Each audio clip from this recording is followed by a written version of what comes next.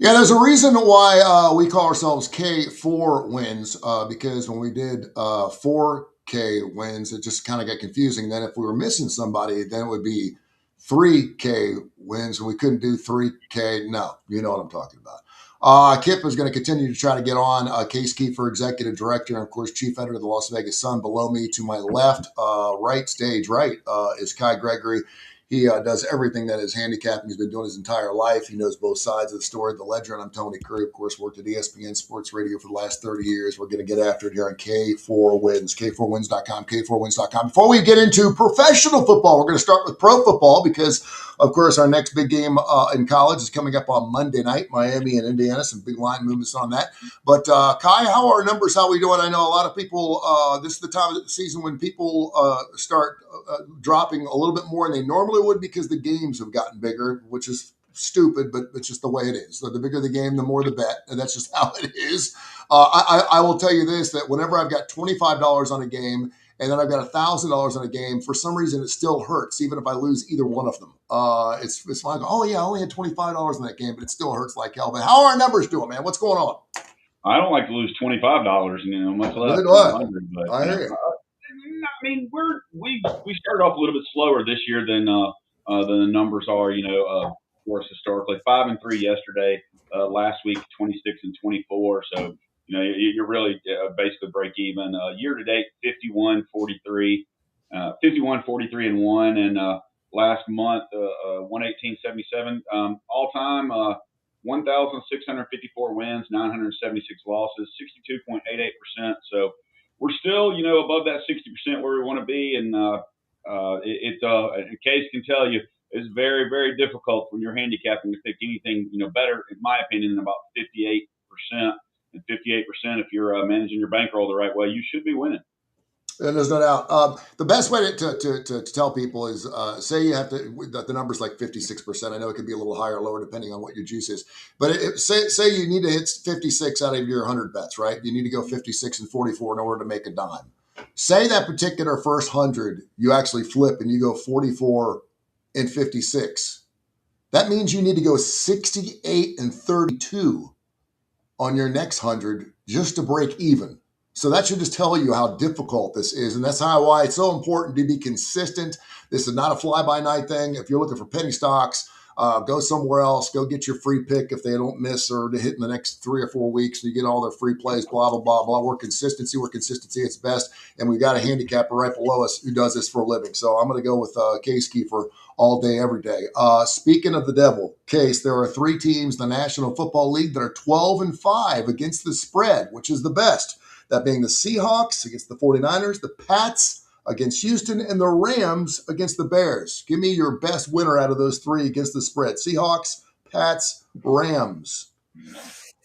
Uh, um, well, the Seahawks took some money since I don't at least since last I looked yesterday. I thought maybe at 6.5 they were worth a bet at 7.5. I probably couldn't go with that one. The Pats are the ones I didn't realize were 12-5. The Seahawks and Rams right away I would have said they were 12-5 ATS. The Rams game seems like I don't love any of them. Maybe I'm gonna get egg in my face since they've been the best teams to bet on, but I have not bet any of them, and in fact I've bet against New England. I took some Houston money line last night. I saw one place open plus 135. I just thought that was a little high. New England in that game, I mean, they do have the likely, or at least what I think should be MVP and Drake May. They have home field advantage. They have an extra day of rest, so that all matters. But I just kind of feel like Houston's the better team. So I see it Circa right now. Must have just taken some New England money. That's up to 3, but that's the only side I feel confident in of those 3 games, and I kind of like Houston, to be honest. Well, D'Amico said it last night. He said, man, when your defense is scoring, you know you got something special. It's one thing to have a great defense that holds the Steelers to an all-time low 175 yards of total offense, the lowest in their playoff history. And, of course, now they've lost 7 straight playoff games, and everyone's talking for Tomlin's head, which is ridiculous. It's another thing when you get not 1 but 2 defensive scores. Kai, out of those 3 teams, Rams, Pats, Seahawks, which one do you like most? Denver. You can't pick Denver. By the way, Denver's 1.5 of the Bills. Yeah, give me some I out of the Hawks. I jumped on it at a pick this morning. I've seen some moves, but I jumped on Denver to pick. But in the same situation as last week. I mean, we said if Jacksonville was going to lose, it was because of Josh Allen. If Josh Allen's not in that game, Buffalo loses by 3 touchdowns, in my opinion. Sure. I just he took over and dominated the game. I just don't know that he can do that to Denver's defense. I think their defense is, even though Jacksonville has the number 1 rush defense, they let a lot of things go. And I like Denver better in that situation. If I've got to pick somebody, I'm gonna. Golly, if I can get 3, I would take the Rams over the Bears, but not 3.5. And the Bears just seem to somehow pull out a win all the time. But I can't take 7.5 either with Seattle, not yet. But San Francisco without Kittle, I mean, they are so limited on offense because Kittle and McCaffrey are their top 2 go-to guys, and now they actually have to go to a wide receiver instead, I guess. Yeah, Kelly's heel issue, obviously, Kittle out for the season. That's a huge loss. And I love the 49ers against the Eagles. That line steamed up to 5.5. Didn't need it. They got the win outright. I love them, obviously, with Kittle. I love their matchup this weekend against the Seahawks. Without him, obviously, backup tight end is going to be a big position, and obviously Brock's going to have to be slat on. But 49ers, I still got them going to a Super Bowl. What's your thoughts on that? And again, you're getting the 7 plus the hook. Niners 10-7 against the spread case. What are your thoughts on the 49ers? I just think they're getting – I know they're not particularly healthy right now, but if McCaffrey can stay healthy, he's just a one-man wrecking crew, man. He's like Josh Allen to the Bills, McCaffrey to the 49ers. If he's out, they're done. If he's in, they've got a shot to go all the way. Yeah, I made it like a touch over 7. There's such a big jump from 7 to 7.5 in the NFL that I couldn't quite get to 7.5, but a little over 7, and it was to the point where I was very tempted when they opened 6.5. I mean, I think that was probably the right side. I mean, clearly now it's at 7.5. I didn't end up betting it. I don't know. I'm not in a rush to lay 7.5. The divisional opponent, who the 49ers coaching staff I think so highly of. I know there's a lot of whispers and murmurs that Fred Warner could be back defensively for the 49ers right now. I mean, Kittle certainly hurts. All these offensive guys hurts, but I really think it's defense where they have been just totally ravaged this year. And they lost all their good defensive guys, and they're kind of holding on by a thread. I think Salah's done a great job as a coordinator. I don't think he's a very good head coach. I know he's kind of in the cycle getting some head coaching interviews. I would not want him to be my head coach, but I think he's a really good DC. I think you look at all they've lost, all their best players that to do what they're doing still pretty impressive. But I mean, it's a bottom 10, bottom 12 defense in the league, and I think that's a problem against Seattle. I know the hot take that people will be talking about all this week is Sam Darnold can't get it done in big games, although I think he kind of got the monkey off his back a little bit down the stretch here. I mean, these teams just played what was basically a playoff game for the 1 seed in the division. Mm-hmm. And I mean, he wasn't spectacular. He wasn't Josh Allen against the Jaguars, but he was pretty dang good. So I just have a tough time seeing Seattle lose. I have San Francisco futures, which I don't think really have much of a chance, but so I'll be rooting for San Francisco. It seems like they pull playoff upsets all the time, but I don't have much faith that this could be one of them. I think Seattle wins, but 7.5 is just a big number to lay. I didn't have anything on the total in this game either, so this is the one game where I've just bet nothing, and I don't really see a very likely path to me getting on either side or total either. 45.5 on that total. I hate the 49ers because they've knocked my Bengals out of not 1 Super Bowl, but 2, including the catch. And the Bengals were leading in both those games. And obviously the other game they played against the Rams is one of the greatest Super Bowl games that I've seen them lose again. They're 0-3. When you're talking about the 49ers and Seahawks too, you're always talking about defenses. We're just kind of going around the National Football League here as we get ready for the divisional playoffs.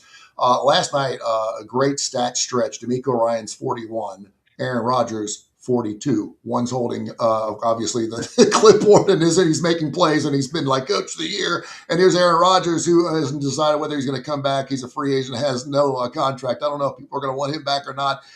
Was Pittsburgh and Aaron Rodgers look that old because he is, or is Houston's defense that good, or a little bit of both? I think it's a little bit of both. I think Houston's defense played well, but I mean, good grief, that pick 6, I mean, he threw it right to the guy. Yeah, the last one. Yeah. I mean, Houston's defense played well, but Aaron Rodgers is old. And last night, I felt like he looked worse than Phillip Rivers looked in any of his games this year. I think Aaron Rodgers needs to retire. Unfortunately for him, I think that's probably the end of Mike Tomlin in Pittsburgh as well. Really? With some of the things, I really do. I don't think they're going to fire him. I think there's going to be a mutual discussion, and of course, this is an opinion. It's not based on any facts whatsoever, except for watching some of the teams this year and some of the stupid moves that were made and seeing. But how awesome would that be if maybe Harbaugh ended up at Pittsburgh? That'd be crazy. I thought having Metcalf back was going to be huge. He was targeted one time in the first quarter, I think once in the second, and then not again to the end of the third quarter. The ball just never got down him. That one play was way down the field. I will say this, Aaron Rodgers, he was hitting his windows. And I don't know how much zip was on the football. I mean, that one over the middle, Frank Booth was right over the middle and it hit him in his hand. He made a huge catch on a third down conversion. The ball was there, but the receivers were so well covered. There was just no room for error at all. So I'm not. Yeah, he did throw in that last pick. I agree with you. It looked like a right through him, and obviously disguised their coverage there when that cover two and moved over to the right side. But yeah, with Metcalf, just an absolute no show. Was really surprised that would be. And I get this reminds me a lot of Marvin Lewis with the Cincinnati Bengals. Marvin Lewis was with the Cincinnati Bengals for 12 or 13 years. He was always good for a 500 record. He took them to multiple playoff games. They didn't win squat in the playoffs, but Cincinnati fans were happy enough because it sold tickets. They knew they were going to sell out every game, and so they stayed with Marvin Lewis as long as he wanted to stay. And obviously, they needed to shake that thing up. I'm not saying Marvin Lewis is even in the same stratosphere as Tomlin is because he's won a Super Bowl. He's never had a losing season. He's one of only three coaches to ever coach the Pittsburgh Steelers. Think about that. I think the Bengals have been through more coaches in the last 5 years. The three coaches. So I agree with you. There may be this, hey, listen, maybe it's time for us to go our separate ways, but I still think he's one of the best coaches in the National Football League, Case. Yeah, I understand the frustration of the fans to want to get rid of him, but I feel like it would likely be a case where you don't know what you're losing if it happens. I mean, this team's never bottomed out, never had a losing record. So while I get it, I mean, if I was running the Steelers, would I get rid of him? Absolutely not. He may want to change. He may want to change of atmosphere. I mean, it's a tough situation. I don't know. You threw me out of you threw me out of my concentration. I love Marvin Lewis. I did too. I think he got I mean, look at the resources and what the Bengals, especially at the time, I think he did a good job. And also, I'm a little biased. He was the Raiders' associate head coach last year, and a great future on him. Is really good to talk to and deal with. So, I think Marvin Lewis, I'm putting him down as an underrated head coach. Marvin Lewis was falling in love with your psychiatrist.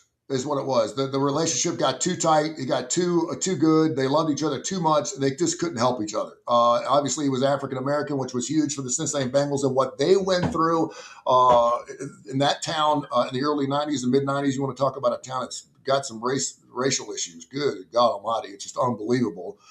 We got it good down here in Birmingham compared to what Cincinnati looks like on an average day. People driving around with baseball bats in the front seat of their car if you go down Vine Street anytime, Monday through Friday, noon to 3. But yeah, I loved him, but it was one of those situations where, how many times are you going to take a 9-7 record? I mean, I had to go back and look at his record, but it seemed like every year he was 9-7. Sometimes I'd get you in the playoffs, sometimes it didn't. And then again, when you're looking, when they're screaming fire Tomlin last night, that's disgusting. That is just wrong. I get you going to boo it. Now they're talking about there's a good chance that at least you talking heads that they're both back. I don't know what that's going to look like if they're both back. They're comfortable with each other, but obviously they're going to need some help offensively speaking because that is excruciating to watch. It is not what Pittsburgh Steelers.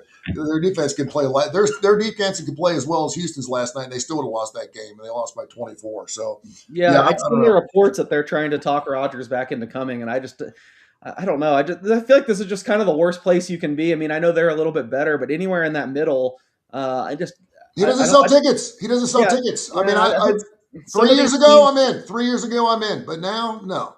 Yeah, they push off trying to find that next young quarterback that's going to be there for at least a decade. And I know you see a commonality with all these teams that are stuck either bad or in the middle. So I think the Steelers.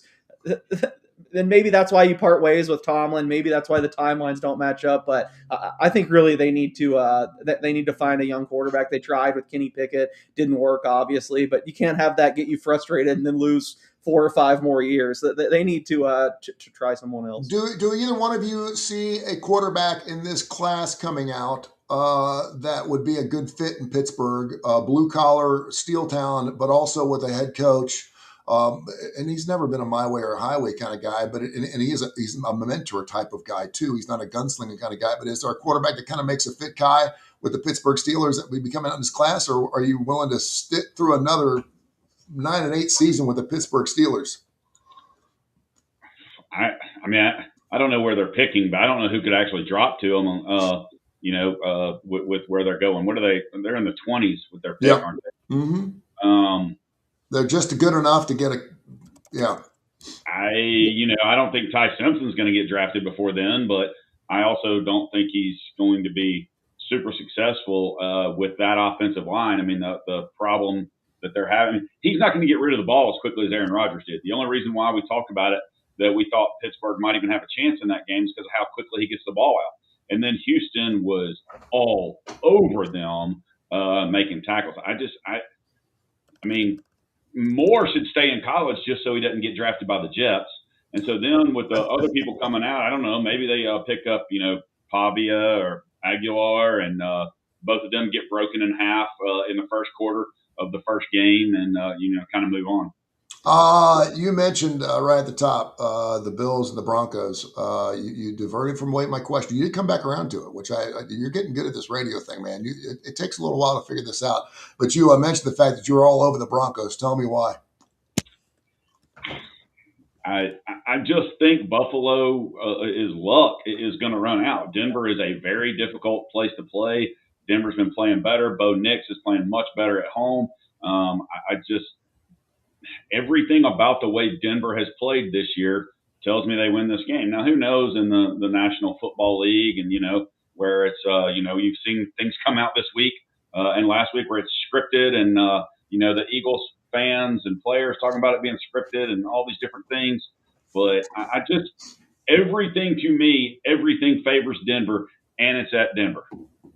Yeah. No, and I mean, that's always a tough place to play. Case, your thoughts on Bills Broncos? What'd you have that line at?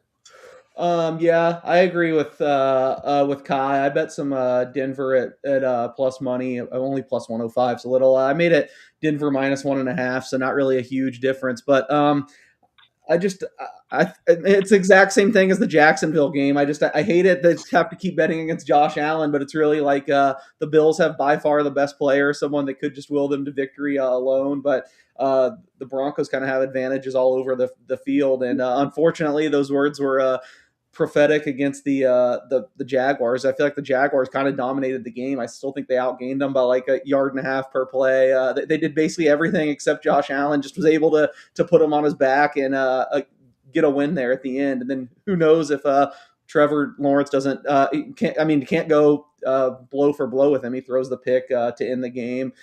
So, I mean, it's a little scary now. I trust Bo Nix even less than I do Trevor Lawrence, but I do think he probably hasn't gotten enough credit for. I just think he's gotten so much better as the season has gone on. I know a lot of that's being credited to the whole Broncos coaching staff, not just Sean Payton. I know people are just raving about Davis Webb now. He's getting a bunch of head coaching interviews. That kind of scares me a little bit. All these Broncos staff guys are all out getting coaching interviews, but they had the bye. They probably weren't doing a lot last week anyway. So I don't know. Just at this point of the playoffs, the lines are so tight. There's no slam dunks. But for me, I did play some Denver money line, and I also bet the over in this game. Let me see what's still at. Look at you going. Look at you going a little over under action. Yeah, it's still 46.5. I bet 46.5.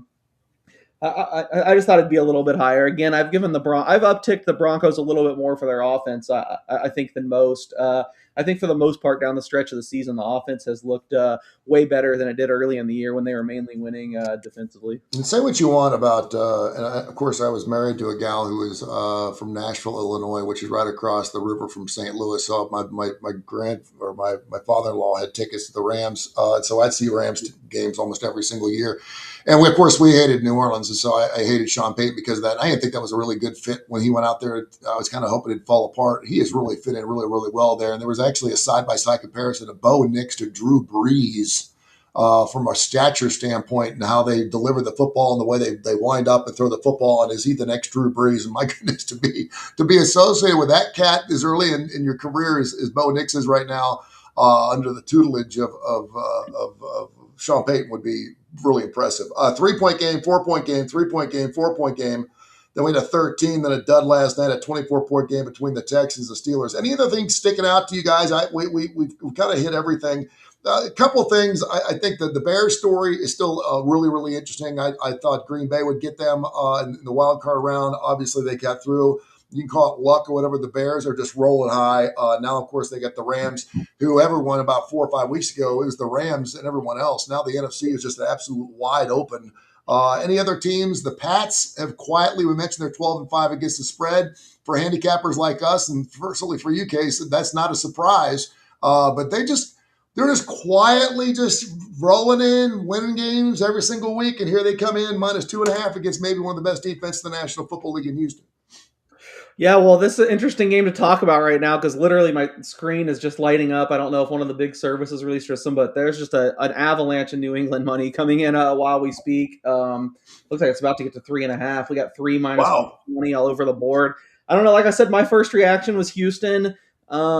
It's hard to evaluate New England just because I know this might even sound like a lazy analysis because it's what everyone says, but it's so true. I mean, the Patriots just had a historically weak schedule. It's just that they got every single break. They played like 2 good teams all year. The Bills the 2 times. Obviously, they split with them. I've been on the Patriots a lot. I like the team that not a lot went right for me in wild card weekend, but that was I think my top confidence play in my column was the Patriots over the Chargers. Obviously, they completely neutralized them. I just feel like the Texans are a different challenge with the way they're playing right now. I know it's tough to trust their offense. I mean, we talked about Aaron Rodgers having some bad turnovers, but that C.J. Stroud interception last night was pretty ugly too. It's up and down. I don't know. So 2 games in 6 days, maybe that's concerning. I don't think there'd be any big injury news causing this, but yeah, as we speak, someone just pounding the Patriots. It'll be interesting to see when we reconvene Friday if it's kept up or if we get some Texans buyback. But it certainly seems like the Patriots are the side of the market in the early going. And we will be back on Friday at 10 o'clock Central. And special thanks, of course, to the Coastal Digital Network. They do wonderful work. Angel, of course, Duncan Dad, and the whole crew, they do wonderful work. And we appreciate the opportunity to be on with them. And of course, you can find us on Tony Kurre Radio, wherever you get your YouTube. We're on it live right now. And wherever you get any of our things, K4Winners is our Instagram as well as our X handle. So make sure you check us out. We'll get after it, talk some stuff. Want to get into another story that's not particularly handicapping before the end of our show, but I do want you guys to, I don't know if you saw this hockey game between these 8-year-olds that got after it. It was evidently a staged fight, but there was nothing staged about it. If you got just a few seconds while I'm asking a question, whatever, to look up that story, it is insane. It is every kid taking the gloves off and getting after it, and no one stopped the fight. It went on for it seemed like 3 or 4 minutes. And of course, a lot of people are saying this is the best intermission entertainment I've ever seen. One kid got just hammered in the face by another kid, but the video is fantastic. It's really fun. It was on NBC Nightly News. If we get a chance to check that out, I know we got some hockey fans here. You can check that out. All right, coming up Monday night, we know that Miami's 10-2 against the spread. You mentioned it, Kai, going into this thing. You were just flabbergasted by the fact the Steam's pushed this up to 8.5. Indiana right now, 8.5 over Miami. Over under 48.5 is what I have it right now. What's your initial thoughts on the national championship game coming up Monday night in Santa Clara? Well, I mean, just like I said, I'm kind of irritated. I can't hedge my future on Miami. I don't know that I can lay 8.5 with Indiana, but at the same time, you cannot make mistakes against this Indiana team. I mean, go figure. I mean, I think half the roster is 30 years old, so they make they're older than everybody else. But real interesting fact that I saw the other day. When Carson Beck was a freshman in college, Malachi Tony was 11 years old. Wow. Now he's a freshman in college, and Carson Beck's 33 and still playing. Miami made so many mistakes and got so many penalties against them, against Ole Miss. And then Ole Miss, they were able to capitalize on some of them, but Indiana seems to make every single play they have to make and the plays they're supposed to make, and they just don't make mistakes. I think they have, one fumble all year? I don't know how many picks Mendoza's thrown, but I saw something. Maybe it's more than that. But they've hardly lost any fumbles. They hardly have any turnovers, and we're back into the whole Carson Beck. How's he going to play from behind? How are those things going to go? I don't know, man. I'm glad I've got 6 more days to really think about this before I have to place the way. Mendoza, 6 picks this year, but 41 touchdowns. His QBR is a 90.2, 3,349 yards. Your initial thoughts, Case, and then we're going to go deeper on this game. But the fact that it moved up that much, that's like a lot of money to move it from that magic number of 7 all the way up to 8.5. What's your thoughts? Yeah, I mean, totally boring, and I can't believe it. I swear this is true. I made the game Indiana minus 8.5 with the total a touch over 48, like 48.25. It's a 48.5 and 8.5. So I really There you just go. I have nothing. Not that I mean, it's tough because I'm in the Miami futures camp as well.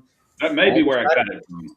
Yeah, I don't really know what to do. I guess I'm just hoping somehow Miami gets up early in the game, but that seems impossible against Indiana, who gets a turnover every time they're on defense to start the game. It usually starts with a 7-0 head start. I don't teams like Indiana in championship games historically. If you've read my column over the years, or probably even listening to me here, like they're the type of teams that always give me trouble. Because I just really think the market has a tough time, and myself, of pricing these teams that are like truly outliers, truly great teams. And I would have said all year that there wasn't a team like that in college football. But I think with what we've seen the last couple weeks, including the Ohio State game, who I think I've said time and time again, I think talent-wise, Ohio State's bar none. They have the most NFL guys. They have the best roster.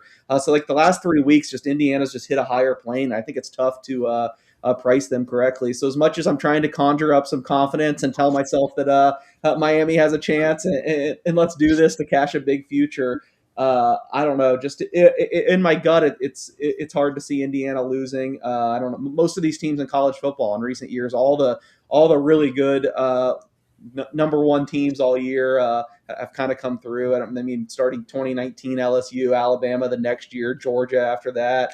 Even I was kind of in the same situation. I had a big future on Washington and a big price against Michigan a couple years ago, and Washington never had a chance in that game. So hopefully something changes and we see an underdog with a little more bite. But it's hard not to be a little discouraged after watching Indiana the last month or so. Yeah, there's something to be said about that, and again, to see it move that much that early, this feels like it could be a blowout, and I hate that.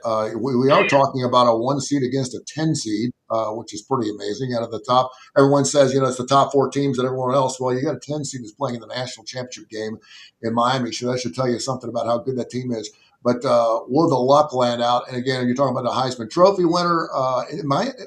Indiana just doesn't make mistakes, Kai, and you brought that up. The 6 picks over the course of a season is unbelievable. They've got the best turnover ratio. They just, from a penalty standpoint, I think they average 6.3 penalties a ball game, which is incredibly low. They just don't make mistakes, and I think some people are still thinking about that Miami of the 90s with the big chain around their necks, and they're going to screw up early in this game, and it's going to get out of control against this Signetti group that is almost robotic in its way, that it just doesn't screw up. It just doesn't make mistakes. I think if Indiana gets up, I think they pour it on and they blow them out if they get up. Uh-oh. And never had problems. And it just kind of went that way. Repeat what you said there, Kai, because you froze up a little bit also, real quick. Yeah, because both of y'all dropped off mine. I don't think that Beck is a good come from behind quarterback. I just don't think so. And like you said, Indiana doesn't make mistakes. This is going to be the 3rd straight game that Indiana has played a team that has over 50 4- and 5-stars on their roster, while Indiana has 8. That's the one thing that gives me a little bit of hope. Not that it should, but it just, you go through the history of college football. I think I've mentioned this before, but the blue chip ratio, I think On Sports puts out, and it's like 19 of the past 20 champions have had like this level of recruiting success and this talent. Indiana would be, I think, the second team to break the trend. Only and Miami's right there talent wise. So I mean, there's some reasons you could talk yourself into Miami. Ultimately, am I going to do that? I don't know. Like I said, I think the point spread's perfect. I'm going to be writing about this game later in the week, and I'll have to make a pick. I'm going to try to make it separate from my future, so I'll have to think about it then. To be honest, I kind of even forgot that this this game was happening. It probably speaks poorly in what it's been since they've been here, but I have never seen. I cover the Raiders primarily, as you guys know, but for anyone watching, I've never seen the Raiders fan base since they moved to Las Vegas this excited after they knew they had the number one pick. I think every Raiders fan was tuned into that Oregon-Indiana game to get a look at Moore and Mendoza. And I mean, Mendoza's stats obviously don't blow you out of that game, but if you watched, it was just dart after. I mean, Oregon's defensive backs didn't even play poorly. He just put every single ball in the perfect spot. And it's just funny. We're talking about other NFL teams that need young quarterbacks. I think it's now 99% the Raiders are drafting Mendoza, and I still don't know how he'll work out in the pros, but the Raiders fan base right now is just over the moon with this guy. Couple of interesting, you can call them Tony Curry stupid stats, whatever you want, but I love the stuff. Kyle, I'll let you jump on here. 45, Fernando Mendoza's had 45 red zone touchdowns without a pick this year, which is unbelievable. 47, the number of Indiana players in their fourth year of college or later. 47 guys. 7.3 is the millions of dollars spent on the starting quarterbacks of this game. 7.3. Isn't that amazing? $7.3 million spent on that.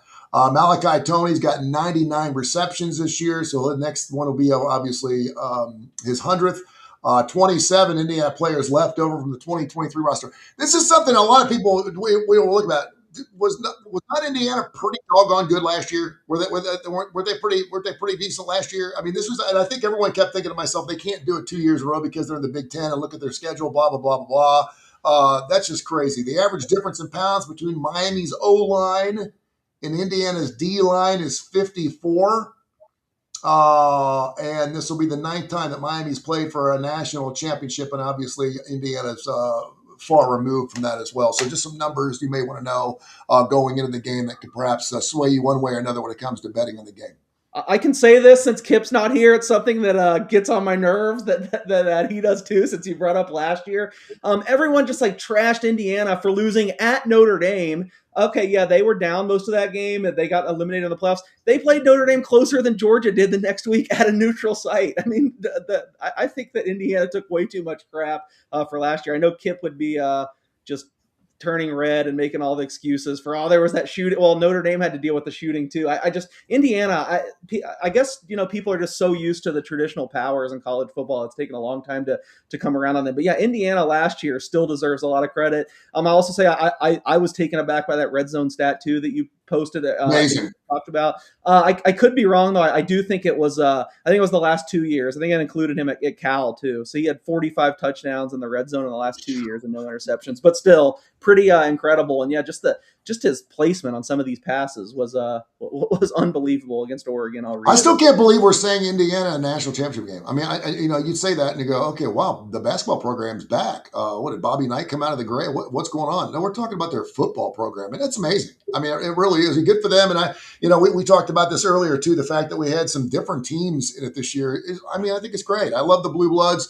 I love having the Alabamas and Notre Dames in the mix. I do think it's interesting though, Kai, and I know from a gambling standpoint that if a team beats my team, I either hate them or I'll ride them. Do you find some of the people in your circles wanting to ride Indiana since they knocked off Oregon and Alabama by a combined score of 92-47 or whatever it was, because they made Alabama look like children?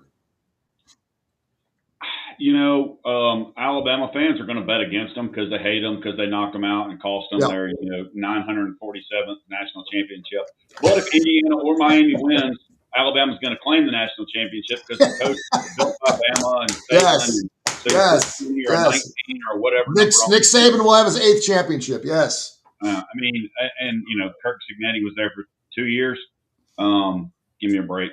And hey, you know what? You want to see a team, and I know they're older and all these things, but Kirk Cignetti, who's done a better coaching job in a 2-year period ever in the history of football? And I know it's right here and it's recent, so we see it. But thinking back, who's done a better job in a 2-year span of coaching than him? Maybe Osborne in 95, 96 with Nebraska.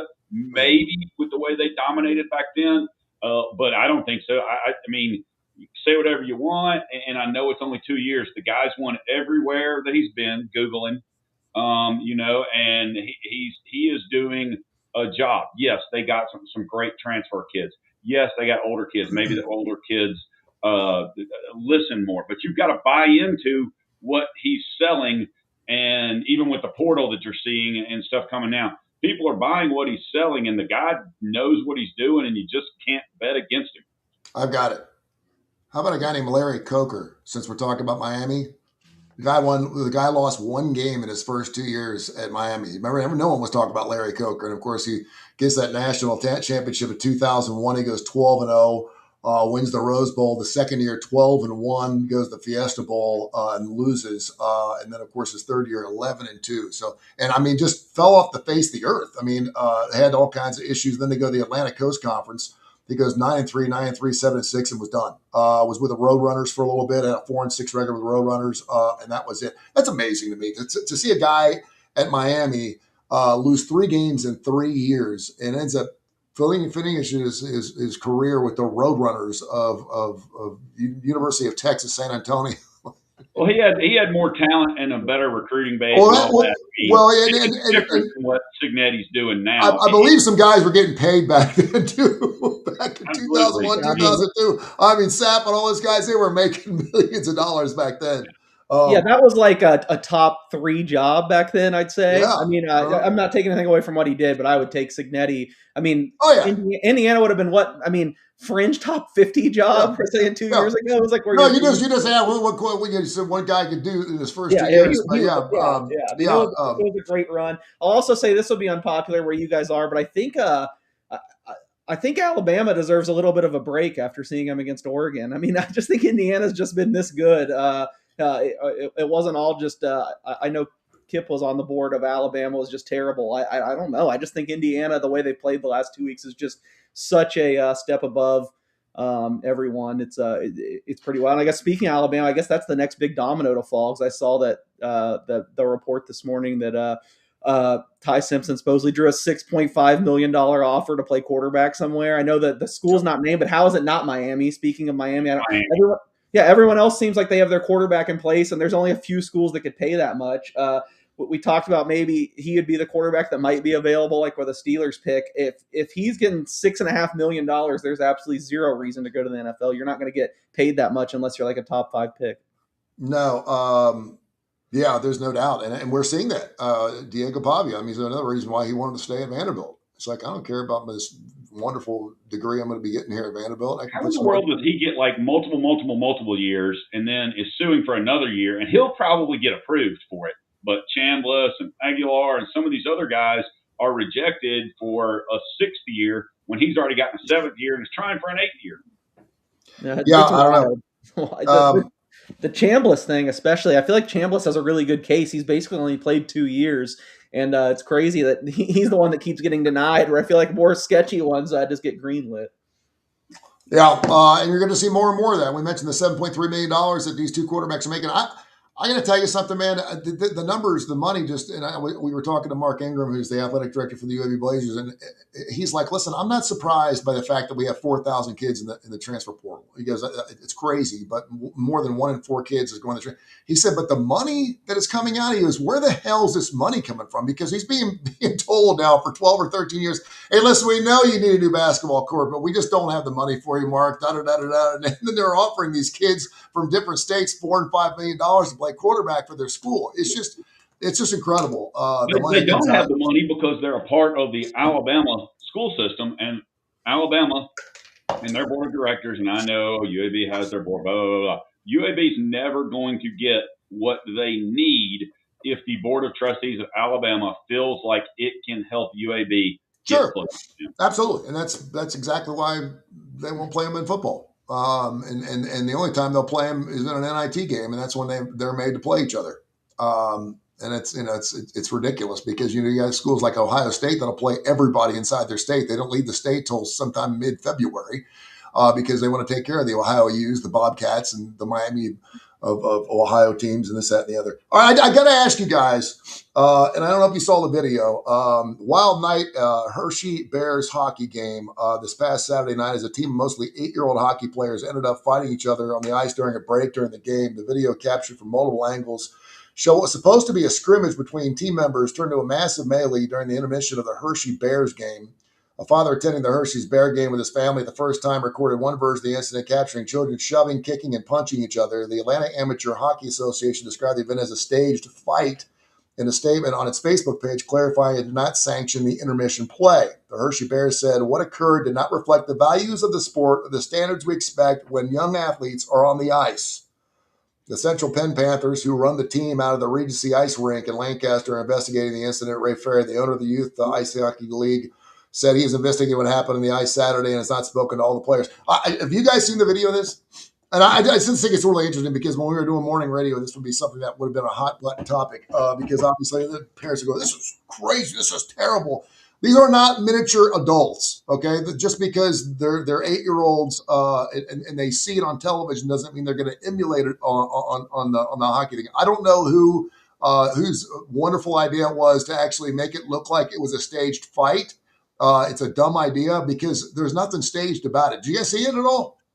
I saw the video. I have no idea on the background. You're educating me on all that. I saw the video when it was going viral and chuckled, but I didn't realize it was a staged fight or. I didn't know either, but does that look staged to you? The kid that got pushed down on the ice, does that look staged? I mean, there was one big kid that was just beating the shit out of everybody. Yeah, no, the stage never crossed my mind. Although the one thing that I do remember thinking was like, why are they just letting this go so long? I know. I want to be on it immediately. So I don't know. Maybe that. It was better wrestling, man. It was better than if that was staged. We got some WWE kids out there that are going to be fantastic in the ring. I mean, it was because if you're telling an 8-year-old, hey, we're just going to pretend we're going to go out there and beat the shit out of each other, because no one. And that's the weird thing is, I don't know what his name was, Puffy or whatever the mascot was. He was just sliding around, just kind of watching it. And everyone was like, why isn't the mascot going over there and helping these kids? And one kid just got plowed. I think he lost a tooth. No, it was funny. It was funny, but at the same time, it made me cringe. I'm thinking to myself, all I could think about was that my 8-year-old son was out there doing that. How would I have to deal with that? Because, we're all like, we don't fight. We talk through our issues. We don't have issues. I realize this is hockey. But, I mean, it'll be really interesting. I'm just telling you, it'll be really interesting if the NHL doesn't take something away from this. I'm not saying they're going to change any rules. I'm not saying, because we know fighting is a big part of it. It's great because in hockey, we come for the fights. If this is Major League Baseball, everyone's getting thrown out, suspended, and people are getting fined. We can't be throwing baseball at each other. And in hockey, you beat the shit out of each other, and it's fantastic. It's part of the sport. So it's just a different thing. Anyway, I thought it was interesting. Fighting's way down in the NHL, though. I know, much to the chagrin of some people and probably happy others. But I mean, it's hard to say it'll ever be completely out of the game. But I think there's a website you can probably Google, maybe just hockey fights or something, that just tracks every single one, and it's just been a steep decline. I think teams are. I think it kind of is getting phased out a little bit, just as teams get smarter and realize it's probably not worth it to take the penalty. But it'll probably never fully go away. But it's definitely a lot less of a part it was. Like when I was growing up, I feel like there was probably a fight at every game. It was probably even crazier. Maybe when you guys first saw hockey, but yeah, it's definitely been on a decline. But yeah, I have noticed too, and I've been to some Bulls games. They don't fight very much, but you don't ever see it. I don't know what the rules are, but you don't ever see it in college or high school. Yeah, ever. Yeah. Is there a rule against that or something like that? Because you would think a part of the NHL, which is so important, there was a hockey game and a fight broke out. Bah ha ha. That is so important, and it's part of. I mean, there are times where we take intermissions and 3 guys go to the side and say, "Okay, you got this one, I got this one, I got this one." They come out, and the refs know it's going to happen. They just sit back and watch. They're taking their gloves off. They know the fight's coming, so they just let it go. They work it out until they get too tired and they pull them apart.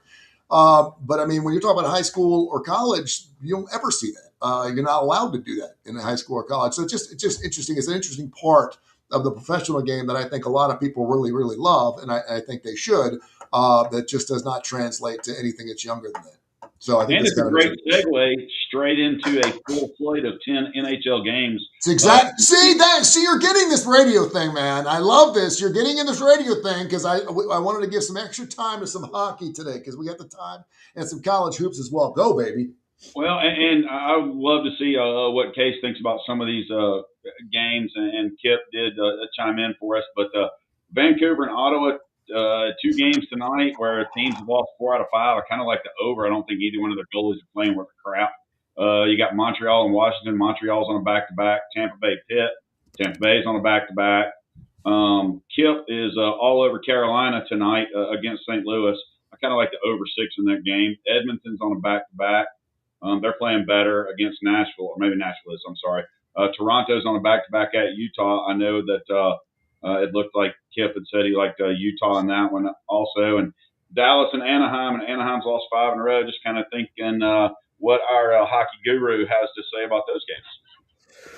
Well, I feel like I'm kind of letting everyone down. I just have not been keeping up very well. I haven't been betting as much. I've just my job at the Sun. A lot of times the betting goes hand in hand, but I've just had a lot going on between. So we talked about the Raiders last week. I had an interview just all day yesterday with someone pretty notable. So I just haven't had my nose to the grindstone, so to speak. But just this is the first time I've looked at the games. I haven't priced them. I haven't made any bets today. But just going off the cuff with some of what Kai said, Edmonton's still kind of banged up. I couldn't back them on a back-to-back. I'm sure they're probably starting Connor Ingram. The Predators have been playing better. Of the ones he listed off right away, I mean, if I priced it, I wonder if I might have been on Nashville there. Although I'd be interested. I don't really love. They made this big trade for Tristan Jarry, and now he got hurt right away. Now they got Pickard and Connor Ingram. Neither of them are really that good, so might even be. Doesn't matter who's starting in net. My first reaction would be Nashville there. I'd probably agree with Kip on Carolina. The Blues are really bad. I think this might be like their third game in 4 days too. I think they played twice this weekend. That's a big price, but it'd have to be Carolina. Speaking of weird controversies, I don't know. I won't say what it is, but if you want to go down a rabbit hole, the Senators were like flying. It looked like they were like a real force in the East, and now they've just totally fallen off, as Kai said. And there's some rumors swirling of of weird things going on there. If you want to look into that. That being said, I think the Canucks are like the worst team in the NHL after trading Quinn Hughes, but.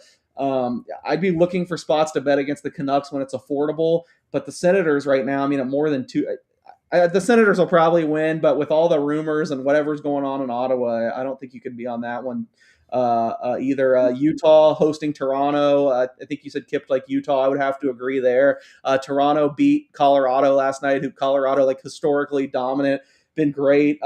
These teams, it's really tough to go Colorado to Utah to Vegas. Those three, like whenever teams have back-to-back there, their performance has traditionally just plummeted. Probably something to do with the elevation, the home ice advantages there. And Utah's been really good too. So at first glance, the Utah price seems a little bit short. So I don't know. Of the games Kai listed, I guess Utah, Nashville, and Carolina. If I would have priced them, I think I might have been on those ones. All right, and I'm pulling up your stuff, which is interesting. I'm so used to reading free stuff that I have got like 17 subscriptions to pay for things just because of one article. I'm thinking, $17 for one article is not bad, particularly when I want to read it. And good for them, but I'm not hitting the paywall. But what exactly are you talking about with the Ottawa Senators? Because I know people are going to ask. So just a rumor. I don't know if it's true at all. And the Senators put out a statement that didn't seem all that official, but their goalie, Linus Ullmark, who won the Vezina as the best goalie a couple of years ago at Boston, just all of a sudden was mysteriously gone for the team. And someone had posted on Twitter, I think a day or two before, that he had his wife caught him cheating on the road or something. And then he outed a bunch of teammates. And now there's like turmoil and like wives are leaving players and relationships are being ended and all the players hate each other.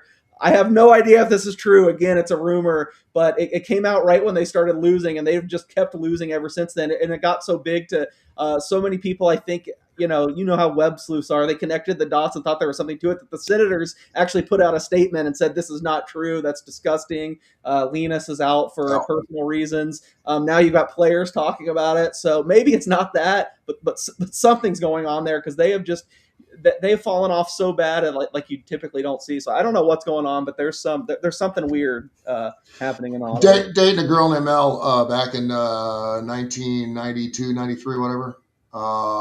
And we had gotten into a fight the night before, and I knew where she lived. She was living with a friend of hers. I thought, I'm going to go over there and I'm going to bring her some flowers and take her some breakfast on my way into work. I was doing some morning radio, and I get over there, and as I pull up to 6:15 in the morning, I see one of the Birmingham Bulls hockey players leaving her apartment at 6:15 in the morning with his shoes in his hands, and I'm like, how interesting. And to this day, she would say that was her roommate, but I know for a fact her roommate wasn't even in town on that particular thing. So I have nothing against hockey players. I will tell you this. I heard some stories.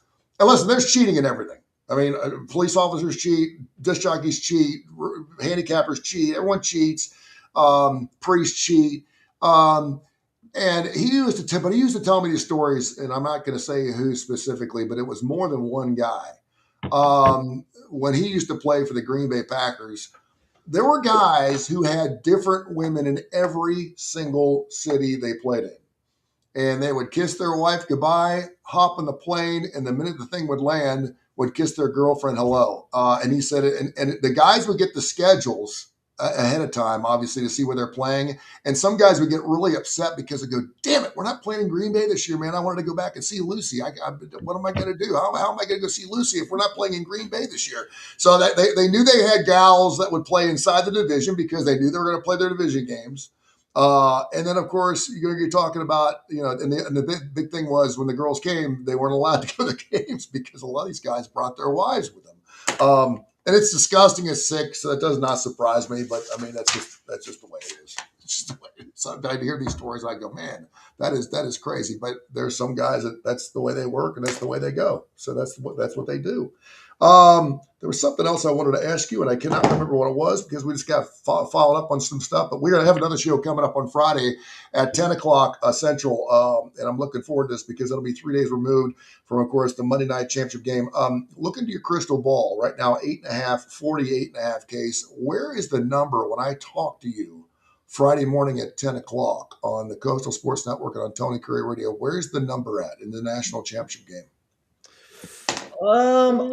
I'm going to be optimistic just because Miami's kind of taken money in all their first 3 games closer to kickoff. Now, Friday's not really that close to kickoff Monday, but I do think limits will be raising. I think it's more likely this gets back closer to 7 than 10. I mean, 7 and 10 are the big key numbers now. I don't think it'll get back to 7, but I have a sneaking suspicion maybe it closes more like 7.5 instead of 9.5. So I'll say we get a little Miami money at some point here. All right, info at TonyCurryRadio.net, info at TonyCurryRadio.net. We take your email questions. You can text. Of course, you can do that here through the Instagram as well as the YouTube, the X thing that got going on here with the Coastal. And, of course, also with I can go to our YouTube channel and actually look at some of the things people are writing as well. But Randy in Cincinnati wants to know, please ask Case, where exactly does he make his money? Does he make it with the Las Vegas Sun? Does he make it gambling or a little bit of both? Definitely a little bit of both. I mean, I am a full-time sports. I mean, I'm our whole sports staff now, columnist, writer, covers a lot of gambling, and that it's been my job. I moved here in 2009. I've been doing it for 17 years. So, Wow. Yeah, full-time job and just bet on the side for many years. And then honestly, it was kind of COVID when I had a lot more time. I always was I think decent at it. I mean, at worst, there were years where I'd like break even, but most of the time I was a small winner. And then at COVID, I just, we had more time on our hands. And when sports started coming back and I had nowhere to go, I just started betting more seriously and I did really well. I mean, there's been some years where I've made, not last 2025 kind of ended poorly, but 2024 might have made more money betting than my full-time job. Just kind of over the years being immersed in it, from first my professional standpoint, the Sun from covering betting. Now it's kind of feels like sometimes I have 2 full-time jobs because it is a lot. But yeah, definitely split. But it's nice to some people say, oh, why haven't you taken the full move and just bet full-time? I think, I mean, I'm human. I don't love dealing with the swings, and I do love sports and still being able to be involved. It's nice having the security and a health insurance through my full-time job and everything. So I don't think full-time betting is ever going to be a route I go to. It's also just hard keeping accounts and stuff. But yeah, definitely 2. It kind of feels like I have 2 jobs at this point. I wanted to ask you too, and Kai, please step in on this. Kalshi, Kalshi. I'm sure you've heard this, although there's also Poly Market, not to mention several others, where you can actually gamble and bet on sports, culture, and more. I just went to Kalshi just because it was the last thing I saw. What will Ron DeSantis say during a State of the Union address? Then you could either talk about Trump or talk about the ice of the border, and you can vote on yes or no. Next U.S. presidential election winner, pro football championship between Seattle and the Rams, Fed decision in January, maintain the rate or cut, pro basketball championship, S&P close price at the end of 2026. Highest temperature in New York City today. You can gamble on that. Stanley Cup champion. What will Noah Wiley say during his What will Noah Wiley say during his Jimmy Kimmel live visit? Will he mention HBO or healthcare first? I mean, there's some crazy stuff on here. Do you have any thoughts on that? I mean, you can gamble on anything. We used to talk about a bird and a wire. Hell, I'll take the left one. It's going to fly away first. But this is kind of crazy because the reason I bring this up is someone just made a ton of money. I want to say it was like $340,000 on a bet that was something that happened in something in our politics. Do you know what I'm talking about? I don't, but I mean, there's crazy stories basically every day. You can look at the leaderboards and see. That's the good thing. It's all. I think you can hide your accounts. You can't see exactly who it is, but you can see exactly like the biggest wins of the day, the leaderboards. And yeah, I think I haven't really towed into what we call kind of a catch-all term in the betting industry for Kalshi and all this. What they want to be called are prediction markets. I mean, it's still betting at the end of the day, but I certainly think this is where things are heading. I'm a little behind the curve that I haven't towed into it a little bit. I just the way I do this, and I took poker super seriously before I was into sports betting. I want to be like so studied and know everything and feel like I have an edge before I jump into something like that. I just think there's right now the prediction markets are kind of being dominated by these sharks, or I feel like I'd be kind of up against it. But I think long term, this is probably where betting is headed. More of this like peer to peer making trades. It's not something I've towed into yet, but I do know some of the best sports bettors I know now.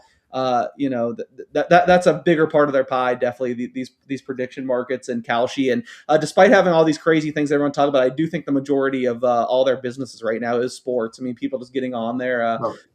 I've seen numbers after a lot of the playoff games. I think after the first playoff games, there might have been like almost $5 million traded on the Rams Panthers games. It's just wild. So I'm certainly not an expert on them, but I think it'd be wise to start. I'm not following my own advice, but I think it'd be wise to get in now because I think it is really surprising by the amount of money, because I forget what it was. It was someone was going to win some political office or something, and it was an $80,000 bet they took, and they won $340,000. I was like, wow, what? Because I mean, normally I realize that's what prop bets are all about. You can bet whatever you want, the coin toss, the whole 9 yards, but there's always a cap on that stuff to keep it so people can't actually infringe or change the outcomes of a particular bet because they can't buy players. But this seems like one of those things where if you get in early and you start doing your homework a little bit, you can find your edge on it, which would be really, really interesting, because there are some things on here, how French whale made over $80 million in Polymarket betting on Trump's 2024 election. I mean, there's different ways you can do this. So I guess if you got to play what you got, baby. But yeah, if you want to gamble on it, there's also a website out there that is going to be expressly just for the transfer portal. And I know the NCAA is hating this. They're obviously working. They have no power. They have no teeth. But there's going to be a betting site that just is going to be working with transfer portals. Who's going to transfer? Where they're going to go? Odds of that happening? How long they're going to play? How many times they're going to transfer? So it's coming to a better near you. So keep that in mind. All right, let's get after it. Kaiji, you want to say something? Yeah, I'm just going to say, everybody, hop on the website, look at the Facebook page and Instagram. We've got 10 top 25 college basketball matchups. You've got we've got probably 15 plays we could have in college basketball, 3 or 4 in NHL, and in the NBA. If you're looking for a special prop bet, keep in mind LeBron James' best games are against teams under 500. Half the time he doesn't play against the teams better than 500.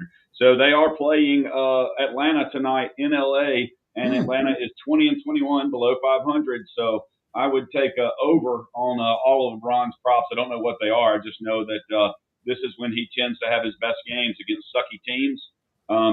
When he's 947 years old and everybody's giving him props, and all kinds of good basketball games tonight as well. I know that one JJ Redick was not been happy the last couple of games, including the last one where he had all of his numbers down. He's like, we had 30 assist opportunities and only transferred on 11 of them, blah, blah, blah, blah. And I'm like, I thought I was watching Andy Kennedy in his bathroom. All right, guys, thank you so much. Appreciate you. We'll catch up again, and Kip will be back on Friday, 10 o'clock Central right here. Special thanks to Angel and the entire crew. We greatly appreciate you, YouTube channels, and Tony Kurre Radio. Thank you, gentlemen. Appreciate you.